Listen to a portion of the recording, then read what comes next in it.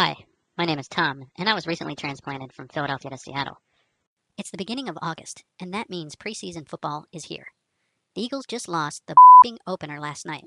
Not that preseason means anything, but I'm hoping that's not a preview of the next 4 months. The Phillies have another 50 games to go and are cruising into last place in all of baseball. So glad I got that MLB package where I could watch all 70 of those out-of-market losses. Nice job, boys. So now I've shifted my focus to football and hope this year doesn't suck as bad as last year. Of course, I've been saying that since Super Bowl 15 back in 1980 when the Raiders beat the Birds 27-10. I know what you're going to say. Eagles fan, you booed Santa Claus. Okay, first of all, that happened back in 1968. I was still in my pants back then. Let it go. Second, let me put a little context around that for you. The team started the season 0-11.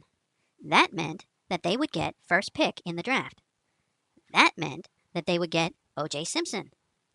Then, the Birds proceed to win the next two games and end up with Leroy Keys instead. Leroy who, you ask? Exactly. So now the fans show up for the last game of a worthless season, and there's a half a foot of snow in their seats. It's cold and miserable.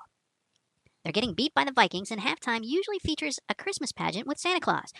But this year, Santa stays home because of the snowstorm the night before. So with no St. Nick, they look up in the stands and they see Frank Olivo, a 19-year-old kid with a ratty Santa Claus costume and a fake beard.